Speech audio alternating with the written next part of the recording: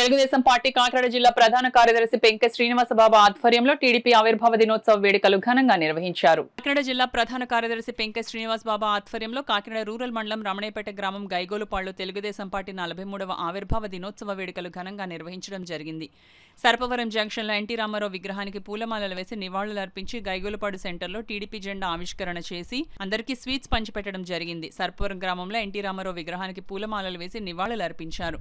ఈ కార్యక్రమంలో కాకరపల్లి చలపతి, పాలిక నాగరాజు, గుబ్బల బాలాజీ, బెంజమిన్ రాజు, గుబ్బల అప్పారావు, బొమ్మిడి తాతారావు, సంఘాని మహేష్, ముమ్మిడి కృష్ణ, పెంకె సత్యనారాయణ, మనసా బాబురావు, శీలం సూర్యనారాయణ, అడప రాజబాబు, శేషు, బత్తిన గోవింద్, బొడ్డు మల్లేష్ మరియు కార్యకర్తలు పాల్గొన్నారు. ప్రతి వాళ్ళు వెనకబడిన తరగతి ఉన్న బీసీలు కూడా వీళ్ళందరికీ కూడా అన్ని రాజకీయంగా ప్రాతినిధ్యం ఉండాలని ప్రతి చదువుకున్న వాళ్ళని కుర్రోళ్ళని ఎమ్మెల్యే చేయడానికి ముందుకొచ్చిన పార్టీ. అంతేకాకుండా స్థానిక సంస్థల్లో అందరికీ రిజర్వేషన్ కల్పించిన పార్టీ.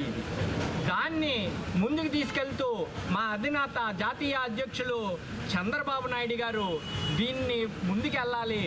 ఏంటి ప్రాబ్లము, మనకి ఆదాయం ఎలాగొస్తుంది అంటే ప్రపంచం మొత్తం మీద మనకి నిరుద్యోగ సమస్యని ప్రపంచం మొత్తం మీద వెళ్ళి మన పిల్లలు పనిచేస్తే వాళ్ళకి మంచి జీతాలు వచ్చి ఆర్థికంగా ముందుకెళ్తుందని ఆంధ్రప్రదేశ్ హైటెక్ సిటీ స్థాపించి ఆయన పిల్లలకి ఉద్యోగం కల్పన చేస్తాం జరిగింది. అంత ఫ్యూచర్ ఆలోచించి చేయగల సమర్థుడు మా అధినేత చంద్రబాబు నాయుడు గారు.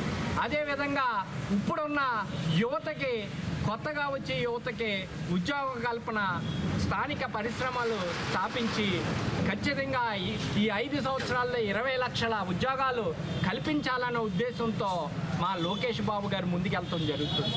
ఈ విధంగా తెలుగుదేశం పార్టీ ఆవిర్భావ దినోత్సవం అందరం ఎంతో సంతోషంగా చేసుకుంటాం జరుగుతుంది. ఈ కార్యక్రమాన్ని మా అన్నతమ్ములు, అక్క చెల్లెలు మరియు శ్రేయాభిలాషులకి టీడీపీ పార్టీ ఆవిర్భావ దినోత్సవం సందర్భంగా శుభాకాంక్షలు తెలియజేస్తున్నాం.